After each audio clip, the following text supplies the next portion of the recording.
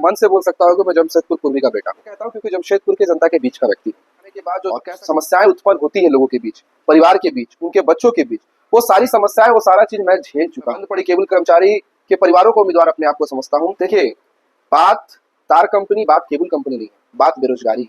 मैं केबल का नाम इसलिए दिया क्योंकि मैं उस कर्मचारी का पुत्र हूँ। और अगर तार कंपनी, आज तार कंपनी चालू है, मुद्दे को लेकर तो मुद्दे वाला ही लड़ना चाहिए। फॉर्च्यूनर में बैठकर आते हैं और आपके मुद्दों को पे बात करते हैं और फॉर्च्यूनर में बैठ के चले जाते हैं, तो वो फॉर्च्यूनर वाला दर्द नहीं समझ पाएगा कि साइकिल का चैन गिरता है तो उसको लगाने में कितना समय लगता है। इसका आकलन वो कभी नहीं कर सकता है जो साइकिल चलाता है। मुद्दा कि मैं भी ईएसआई के अंतर्गत आता हूँ और एक सामान्य परिवार को 400 रुपए फुल टेम्पू करके अपने परिवार को टेम्पू में डालकर वहां ले जाना। पहले बात आपको बता दें कि झारखंड की जनता है कौन। अगर आप खुद को झारखंडी मानते हैं तो आप अपना जन्म प्रमाण पत्र दिखाइए, अगर उसमें झारखंड लिखा होगा तो हम आपको झारखंडी मान लेंगे। झारखंड के मुख्यमंत्री, वर्तमान के मुख्यमंत्री अपना जन्म प्रमाण पत्र दिखाए, अगर उनके जन्म प्रमाण पत्र में यह लिखा होगा कि उनका जन्म इस जगह झारखंड प्रदेश में हुआ है, मैं उनको झारखंडी मान लूंगा। शिबू सोरेन के जन्म प्रमाण पत्र में बिहार लिखा होगा, वो बिहारी होंगे।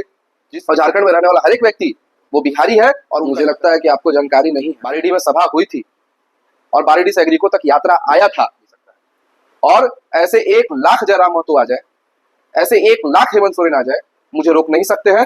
कहती है कि बिहार यूपी वालों की तुलना बांग्लादेशी घुसपैठ से किया जाता था, भारतीय जनता पार्टी कहाँ थी? लेकिन भारतीय जनता पार्टी को जहां पे उदार हृदय दिखाकर अपनी राजनीति को बचाना चाहिए था, वहां बिहारियों को गाली सुनवाने का काम भारतीय जनता पार्टी की है। और भले मैं भारतीय जनता पार्टी के साथ खड़ा हो जाऊंगा, लेकिन जब तक आप हमारे समाज को गाली सुनवाते रहेगा, आपके साथ में कभी नहीं खड़ा हो सकता। ये दुर्भाग्य है कि भारतीय जनता पार्टी, झारखंड मुक्ति मोर्चा गठबंधन में यहाँ सरकार पे रही, दोनों पार्टी रही, स्पष्ट रूप नहीं दिखलाया।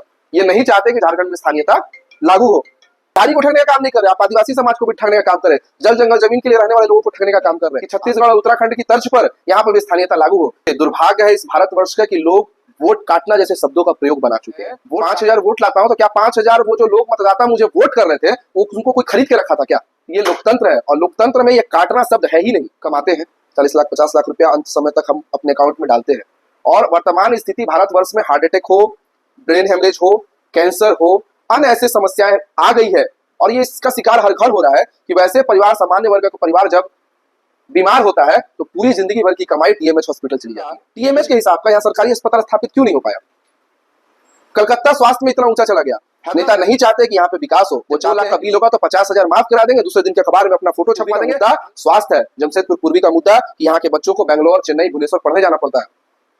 12वीं के बाद यहाँ शिक्षा नहीं है, तो स्वास्थ्य, शिक्षा और तीसरा सबसे बड़ा ब्राउन शुगर घर घर घुस रहा है। क्यों अपराधीकरण बढ़ा? और कौन नेता कहता है कि किसी माताएं का, किसी बहनों का चैन छिनता हुआ और थाने में जाकर हमने बवाल किया है कि ये जल्दी से जल्दी चोर को पकड़ाना चाहिए? आज तक कोई नेता ये काम नहीं कर पाया। तो जमशेदपुर का मुद्दा बड़ा छोटा छोटा मुद्दा है, लेकिन इसका प्रयास जो है उसके लिए आपको बहुत बड़ा प्रयास है। मुझे युवाओं को व्यापार से जोड़ना है, मुझे युवाओं को अच्छे मंच से जोड़ना है। आज युवाओं को झंडा ढोया जा रहा है। शाम को जब वो झंडा ढोकर आते हैं तो उनको 200 रुपए का दारू खरीद के दिया जाता है। झंडा उठाने से हटकर एक नेता बन सकता है। उसको इस चीज का आभास नहीं हो पा रहा कि जमशेदपुर में एक बड़ी फैक्ट्री वो खोल सकता है।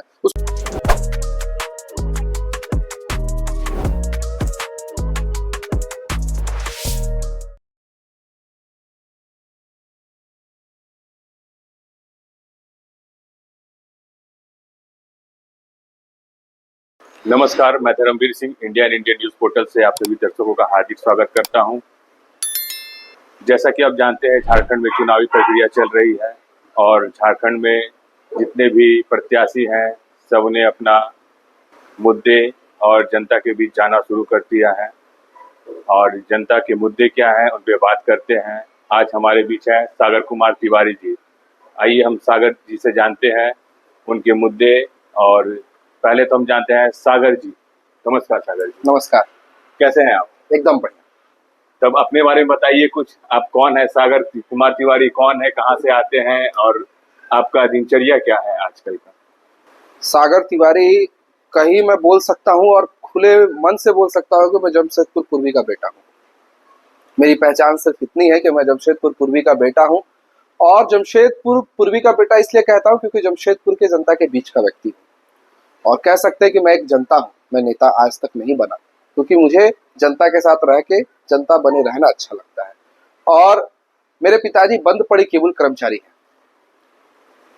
तो जो जमशेदपुर में रोजगार जाने के बाद जो समस्याएं उत्पन्न होती है लोगों के बीच, परिवार के बीच, उनके बच्चों के बीच, वो सारी समस्याएं, वो सारा चीज मैं झेल चुका हूँ। और वो दर्द मैं जानता हूँ कि रोजगार जाने के बाद व्यक्ति और व्यक्ति के परिवार के भीतर दर्द क्या होता है। तो इसलिए जमशेदपुर पूर्वी विधानसभा क्षेत्र से मैं जनता के उम्मीदवार अपने आप को समझता हूँ।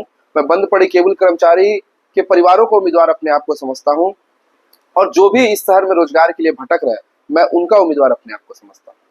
और आज मैं उन्हीं लोगों के बीच जा रहा हूँ अपनी बातों को रखने के लिए, ताकि पूरे विधानसभा क्षेत्र से एक बड़ा परिवर्तन हो सके। जी, जैसा कि हम जानते हैं कार कंपनी बंद हो चुकी, तो अगर मान लीजिए हर एक आदमी एक एक मुद्दा लेके अगर चुनावी मैदान में आ जाए तो जनता से ज्यादा तो कैंडिडेट हो जाएंगे। देखिए, बात तार कंपनी, बात केबल कंपनी नहीं है, बात बेरोजगारी है। मैं केबल का नाम इसलिए दिया क्योंकि मैं उस कर्मचारी का पुत्र हूं। और अगर तार कंपनी, आज तार कंपनी चालू है, आज तार कंपनी चालू है। जिस समय तार कंपनी नहीं था उस समय तार कंपनी के लिए भी हम लोग लड़ रहे थे। तार कंपनी भी हमारा मुद्दा रहा है कि जमशेदपुर का कोई भी कंपनी बंद नहीं होना चाहिए। हम जब टायो का मुद्दा है, हम उस वक्त भी बोले, लोग सड़क पर उतरे, हम उस वक्त भी बोले कि हमारे जनप्रिय नेता क्या कर रहे हैं इन मुद्दों को लेकर। और रही बात मुद्दे को लेकर, तो मुद्दे वाला ही लड़ना चाहिए। राजनीति में बड़े नेता आते हैं, फॉर्च्यूनर में बैठकर आते हैं और आपके मुद्दों को पे बात करते हैं और फॉर्च्यूनर में बैठ के चले जाते हैं। तो वो फॉर्च्यूनर वाला दर्द नहीं समझ पाएगा कि साइकिल का चैन गिरता है तो उसको लगाने में कितना समय लगता है। इसका आकलन वो कभी नहीं कर सकता है, क्योंकि उसको फॉर्च्यूनर में कितना स्पीड में चलता पूछिए, वो बता देगा कि 180 में भी मेरी गाड़ी नहीं हिलती है, बड़ी अच्छा चलती है। लेकिन साइकिल का चैन टूटता है या साइकिल का चैन फंसता है तो वो दर्द कौन बताएगा? वो गरीब बताएगा जो साइकिल चलाता है। तो मुद्दे की राजनीति तो होनी चाहिए और मुद्दे वाले को ही राजनीति करनी चाहिए। ये फॉर्च्यूनर वाले की राजनीति नहीं होनी चाहिए शहर में। तो जैसा कि आप जन्म से ही जमशेदपुर निवासी हैं, तो आपको जमशेदपुर में क्या क्या मुद्दे लगते हैं जिनको लेकर आप आगे बढ़ रहे हैं और जिससे जनता की जिंदगी प्रभावित हो रही है? सबसे बड़ा मुद्दा कि मैं भी ईएसआई के अंतर्गत आता हूँ और ईएसआई अस्पताल में इलाज कराने के लिए यहाँ से हमें आदितपुर और गमरिया को जो बॉर्डर क्षेत्र है वहां जाना पड़ता है। ये सभी को जानकारी है। और एक सामान्य परिवार को 400 रुपया फुल टेम्पू करके अपने परिवार को टेम्पू में डालकर वहां ले जाना और फिर 400 रुपया भाड़ा देकर फिर वापस जमशेदपुर आना एक बहुत बड़ा समस्या है पूर्वी के लोगों के लिए। आप घाटशिला भारागोड़ा की बात ही मत कीजिए, वहां के लोगों को कितना समस्या होगा ये सोचने वाली बात है। मैं पूर्वी की बातें कर रहा हूँ कि पूर्वी से 400 रुपये भाड़ा है। क्यों आज 24 वर्ष झारखंड का होने जा रहा है लेकिन आज तक जमशेदपुर जिला में ईएसआई का बड़ा अस्पताल क्यों नहीं बन पाया? क्यों? भारतीय जनता पार्टी की सरकार रही, कांग्रेस की सरकार रही, झारखंड मुक्ति मोर्चा सरकार पे रहा, लेकिन यहाँ नेता उनके रहे, मंत्री उनका रहा, लेकिन ये कार्य क्यों नहीं हो पाया? ये साफ तौर पर इनको यहाँ की जनता से कोई मतलब ही नहीं है। इनको सिर्फ राजनीतिक फायदा और राजनीतिक पद से मतलब है। तो मेरा सबसे बड़ा जो मुद्दा है वो जमशेदपुर पूर्वी में ईएसआई अस्पताल बनवाना है। पिछले कुछ महीनों में हमने देखा है कि आप बिहार और उत्तर प्रदेश की जनता की आवाज बन रहे थे, उनको एकजुट कर रहे थे। तो आप ऐसा क्यों करें कि झारखंड की जनता को आप साथ लेके नहीं चल रहे और बिहार और उत्तर प्रदेश की जनता को लेके आप एकजुट करना चाह रहे हैं? पहले बात आपको बता दें कि झारखंड की जनता है कौन। झारखंड की जनता है कौन?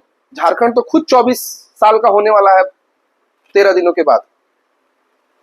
झारखंड खुद 24 साल का होने वाला है 13 दिनों के बाद। तो 24 साल से बड़ा जो भी व्यक्ति झारखंड में है वो सब बिहार के हैं। अगर आप खुद को झारखंडी मानते हैं तो आप अपना जन्म प्रमाण पत्र दिखाइए, अगर उसमें झारखंड लिखा होगा तो हम आपको झारखंडी मान लेंगे। झारखंड के मुख्यमंत्री, वर्तमान के मुख्यमंत्री अपना जन्म प्रमाण पत्र दिखाए, अगर उनके जन्म प्रमाण पत्र में यह लिखा होगा कि उनका जन्म इस जगह झारखंड प्रदेश में हुआ है, मैं उनको झारखंडी मान लूंगा। लेकिन उनके जन्म प्रमाण पत्र में बिहार लिखा हुआ है और वो बिहारी है। शिबू सोरेन के जन्म प्रमाण पत्र में बिहार लिखा होगा, वो बिहारी होंगे। जिसके भी जो भी आज बिहारियों को गाली दे रहा है वो सभी बिहारी है। लेकिन राजनीतिक फायदे के लिए आप झारखंड को तोड़ने का प्रयास कर रहे हैं और झारखंड में रहने वाला हर एक व्यक्ति वो बिहारी है और उनका यहाँ पे अधिकार है। आप प्रदेश के नाम पे लोगों को बांटने का प्रयास नहीं कर सकते हैं। हाँ, मेरे और आपके बच्चे जिनका जन्म 2000 के बाद इस प्रदेश में होगा वो सभी झारखंडी होंगे। तो आपने जब स्टार्ट किया वो मुहिम जिसे यूपी और बिहार के लोगों को आप जोड़ रहे थे, तो उस समय जयराम महतो ने आपका कड़ा विरोध किया, जिसके कारण आपको जो आपने सम्मेलन करने की कोशिश की उसे कैंसिल कर दिया गया। तो आप क्या कहना चाहेंगे, जयराम महतो ने सही किया कि गलत किया? और आप जो जनता को जोड़ रहे थे, जनता को जोड़ने में आप कहाँ तक सफल हो पाए? मुझे लगता है कि आपको जानकारी नहीं है। उस यात्रा को जरूर मिली भगत से कैंसिल किया गया, लेकिन वो यात्रा निकली थी। बारीडीह में सभा हुई थी और बारिडी से एग्रीको तक यात्रा आया था, क्योंकि किसी के डरा देने से, किसी के धमका देने से सागर तिवारी डरने वाला नहीं। कितनी भी बड़ी ताकत मेरे सामने आ जाए, मैं अकेला निकला हूं उनसे लड़ने के लिए, और मेरा एक ही नारा है कि आपो दीपो भवा। अगर मुझ में प्रकाश होगी, मुझ में तेज होगा, तो कोई मुझे रोक नहीं सकता है। और ऐसे 1,00,000 जयराम महतो आ जाए, ऐसे 1,00,000 हेमंत सोरेन आ जाए, मुझे रोक नहीं सकते हैं। मैं अपने समाज के लिए लड़ता आया हूं, मैं अपने समाज के लिए लड़ता रहूंगा। तो जैसा कि आप जानते हैं कि आप निर्दलीय लड़ रहे हैं, तो बहुत सारी ऐसी पार्टियां हैं जो समाज को लेकर चल रही हैं, तो आप उनसे जुड़ाव क्यों नहीं किया आपने? आप उनके साथ मिलके, उनके मुद्दों के साथ मिलके काहे नहीं चुनाव लड़े? आप किस पार्टी की बात कर रहे हैं? बहुत सारी ऐसी पार्टियां हैं। खुलकर मुखर होकर बोलिए, पार्टी का नाम बताइए। बीजेपी का मैं बात कर रहा हूँ। भारतीय जनता पार्टी जब विधानसभा के भीतर हेमंत सोरेन, शिल्पी नेहा तिर्की कहती है कि बिहार यूपी वालों की तुलना बांग्लादेशी घुसपैठ से किया जाता, तो ये भारतीय जनता पार्टी कहां थी उस वक्त? भारतीय जनता पार्टी मौन क्यों थी? क्या उसको बिहारी का वोट नहीं चाहिए? उसको यहां रहने वाले बिहार वासियों का वोट नहीं चाहिए? क्या वो सदन में एक बार खड़ा होकर ये बात क्यों नहीं बोल पाया? उनके नेता, उनके विधायक ये बात क्यों नहीं बोल पाए? उनके नेता प्रतिपक्ष ये बात क्यों नहीं बोल पाए कि झारखंड को तोड़ने नहीं देना है, झारखंड के में रहने वाले सभी लोग झारखंडी है और सबको यह अधिकार मिलना चाहिए? क्यों नहीं बोल पाए? क्योंकि उनको उनका वोट नहीं चाहिए था। वो जान रहे कि बिहारी के पक्ष में हम बोलेंगे तो एक पूरा समुदाय उनके खिलाफ हो जाएगा। लेकिन भारतीय जनता पार्टी को जहां पे उदार हृदय दिखाकर अपनी राजनीति को बचाना चाहिए था, वहां बिहारियों को गाली सुनवाने का काम भारतीय जनता पार्टी की है। और मैं उनके साथ कैसे आ जाऊं? उस पार्टी के साथ मैं नहीं आ सकता हूं। जिस दिन वो पार्टी खड़े होकर कहेगी कि सागर बाबू, हम आपके साथ खड़े हैं, आपके नियमों के साथ खड़े हैं, आपकी विचारधारा के साथ खड़े हैं कि झारखंड में रहने वाला हर एक व्यक्ति झारखंडी है और उसको यहाँ का स्थानीयता मिलना चाहिए, उसको यहाँ पे रोजगार मिलना चाहिए, तब भले मैं भारतीय जनता पार्टी के साथ खड़ा हो जाऊंगा। लेकिन जब तक आप हमारे समाज को गाली सुनवाते रहेगा, आपके साथ मैं कभी नहीं खड़ा हो सकता। आपने एक अच्छी बात कही, स्थानीयता। झारखंड 24 साल का हो गया, लेकिन स्थानीय नीति अभी तक लागू नहीं हो पाई है, ना बन पाई है। तो आप कैसा स्थानीय नीति चाहते हैं कि झारखंड में लागू हो? देखिए, दुर्भाग्य है कि भारतीय जनता पार्टी, झारखंड मुक्ति मोर्चा गठबंधन में यहाँ सरकार पे रही, दोनों पार्टी रही। झारखंड मुक्ति मोर्चा, कांग्रेस यहाँ पे सरकार में रही। भारतीय जनता पार्टी 2014 से 2019 तक पूर्ण बहुमत से यहाँ पे सरकार रही। लेकिन तीनों राजनीतिक दलों ने स्थानीयता को लेकर कभी भी अपना स्पष्ट रूप नहीं दिखलाया। ये नहीं चाहते कि झारखंड में स्थानीयता लागू हो। लेकिन मेरा एक ही मांग सभी राजनीतिक दल से रहा कि आप पूरे झारखंड को ठगने का काम कर रहे हैं। आप सिर्फ बिहारी को ठगने का काम नहीं कर रहे, आप आदिवासी समाज को भी ठगने का काम कर रहे हैं, जल जंगल जमीन के लिए रहने वाले लोगों को ठगने का काम कर रहे हैं। आप बिहारी को ठगने का काम कर रहे हैं, आप उड़िया को ठगने का काम कर रहे हैं, आप बंगाली समाज को ठगने का, आप सिख समाज को ठगने का काम कर रहे हैं, और आप सबको लड़वा के अपनी राजनीतिक रोटी सेकना चाहते हैं। इसलिए आपने 24 वर्षों में स्थानीयता का बात नहीं रख पाए, स्थानीयता का मुद्दा नहीं उठा पाए। आप ये प्रयास नहीं किए कि छत्तीसगढ़ और उत्तराखंड की तर्ज पर यहाँ पर भी स्थानीयता लागू हो, क्योंकि वो प्रदेश जिस दिन से अलग हुआ उस दिन से वहां की स्थानीयता तय हो गई थी। लेकिन ये प्रदेश यहाँ के लोगों को ठगने के लिए ये सभी राजनीतिक दल ये प्रयास कर रही है कि स्थानीयता का मुद्दा लटकता रहे और इसके नाम की राजनीति होती रहे। जैसा कि आप प्रत्याशी, निर्दलीय प्रत्याशी के रूप में लड़ रहे हैं चुनाव, तो आपको ऐसा लग रहा है कि आप चुनाव में जीत की तरफ जा रहे हैं या बस वोट काटने की तरफ जा रहे हैं? देखिए, दुर्भाग्य है इस भारतवर्ष का कि लोग वोट काटना जैसे शब्दों का प्रयोग बना चुके हैं। वोट काटना क्या होता है? वोट काटना क्या होता है? और मैं किसका वोट काट रहा हूं? अगर मैं 5,000 वोट लाता हूं तो क्या 5,000 वो जो लोग मतदाता मुझे वोट कर रहे थे, वो उनको कोई खरीद के रखा था क्या? कोई राजनीतिक दल उनको खरीद के रखा था क्या, जो मैं उनका काट लिया हूं? क्या किसी की खेती थी क्या कि मैं वहां घुस कर उसको काट कर ले आया हूं? ये लोकतंत्र है, और लोकतंत्र में ये काटना शब्द है ही नहीं। लोकतंत्र में समर्थन का शब्द है, लोकतंत्र में समर्थन का शब्द है। और हमारा भारतीय संविधान के अनुसार हमारे लोकतंत्र में साफ रूप में यह लिखा गया है कि आपका पूरा अधिकार है, आप अपने चुनावी क्षेत्र में अपने क्षेत्र से चुनाव लड़ सकते हैं, और उस क्षेत्र में आपके जितने समर्थक होंगे वो आपके साथ खड़े हो सकते हैं। उसको वोट काटना नहीं कहते, उसको समर्थक कहते हैं। उसको मेरे विचारों से विचार मिलने वाले लोग कहा जा सकता है। मैं किसका वोट काट रहा हूं? क्या उन्होंने इन लोगों को खरीद लिया है क्या? अगर उनको वो पसंद नहीं कर रहे तब सागर को वोट कर रहे हैं, तो सागर काट नहीं रहा है। सागर जो उनके विचारधारा से नहीं मिलने वाले लोग हैं उनके साथ खड़ा है, और सागर वो। तो ये काटने वाला शब्द जो है भारत के संविधान से हटना चाहिए, लोगों के मानसिक स्थिति से हटना चाहिए। वोट कोई भी काटता है अपने समर्थन का वोट लेकर आता है, और इन विषयों पर चर्चा होनी चाहिए। तो जैसा कि आप पूर्वी जमशेदपुर से चुनाव लड़ रहे हैं, तो यहाँ के मेन मुद्दे क्या है? देखिए, पूर्वी का सबसे प्रमुख मुद्दा यहाँ का स्वास्थ्य का है, क्योंकि हम जीवन भर कमाते हैं 40 लाख 50 लाख रुपया अंत समय तक हम अपने अकाउंट में डालते हैं, और वर्तमान स्थिति भारतवर्ष में हार्ट अटैक हो, ब्रेन हेमरेज हो, कैंसर हो, अन्य ऐसे समस्याएं आ गई है, और ये इसका शिकार हर घर हो रहा है कि वैसे परिवार, सामान्य वर्ग का परिवार जब बीमार होता है तो पूरी जिंदगी भर की कमाई टीएमएच हॉस्पिटल चली जाती है, पूरी जिंदगी भर की कमाई ब्रह्मानंद चली जाती है, पूरी जिंदगी भर की कमाई कलकत्ता, पूरी जिंदगी भर की कमाई भेलोर चली जाती है, हैदराबाद चली जाती है। आखिर भारत आजाद 1947 में हुआ तो ब्रह्मानंद जमशेदपुर में स्थापित हुआ, लेकिन ब्रह्मानंद स्थापित अगर हुआ तो उसी हिसाब का, टीएमएच के हिसाब का यहाँ सरकारी अस्पताल स्थापित क्यों नहीं हो पाया? कलकत्ता स्वास्थ्य में इतना ऊंचा चला गया, हैदराबाद स्वास्थ्य में इतना ऊंचा चला गया, चेन्नई स्वास्थ्य में इतना ऊंचा चला गया, जमशेदपुर में किस चीज की कमी थी? न जगह की कमी है, न पैसे की कमी है, कमी सिर्फ ये है वह इच्छा शक्ति की। नेता नहीं चाहते कि यहाँ पे विकास हो, वो चाहते हैं कि लोग बीमार पड़े, टीएमएच को पैसा दे, जब 2 लाख का बिल होगा तो 50,000 माफ करा देंगे, दूसरे दिन के अखबार में अपना फोटो छपवा देंगे, फलना आदमी इतना रुपया इतना आदमी का माफ करा दिया, और उसके नाम की राजनीति 5 साल करेंगे। तो ये राजनीति जमशेदपुर की। तो जमशेदपुर पूर्वी का मुद्दा स्वास्थ्य है, जमशेदपुर पूर्वी का मुद्दा कि यहाँ के बच्चों को बेंगलोर, चेन्नई, भुवनेश्वर पढ़ने जाना पड़ता है, 12वीं के बाद यहाँ शिक्षा नहीं है, और कोई नेता इस बात पर प्रयास नहीं करता है कि एक सामान्य परिवार का व्यक्ति अपने एक बेटे को, हो सकता है कि उसका फीस लोन ले ले, लेकिन 5-7 हजार जो महीने का खाने का खर्च लगता है, एक 20,000 कमाने वाला व्यक्ति अगर अपने एक बच्चे को 7,000 रुपए खाने के लिए फीस दे देता है तो अपने दूसरे बच्चे को शिक्षा नहीं दिलवा पाता है। उसके पास उतना पैसा नहीं होता है कि वो दूसरे बच्चे को भी 7,000 दे और उनका शिक्षा, क्योंकि फिर 6,000 में घर नहीं चलेगा। और जमशेदपुर का औसतन जो वेतन है वो 14 से 15,000 ही है। तो स्वास्थ्य, शिक्षा, और तीसरा सबसे बड़ा ब्राउन शुगर घर घर घुस रहा है, युवाओं में ब्राउन शुगर घुस रहा है, चैन छिनतई हो रही है, दुर्घटना हो रहा है, हत्या हो रही है। लोग दीपावली पर्व, काली पूजा मनाने जाते हैं, जब घर लौटते हैं तो उनका घर का दरवाजा टूटा हुआ होता है और उसमें चोरी हो गया होता है 20 लाख 25 लाख रुपए के गहनों का, सामानों का, पैसों का। क्यों? अपराधीकरण क्यों इतना बढ़ गया जमशेदपुर में?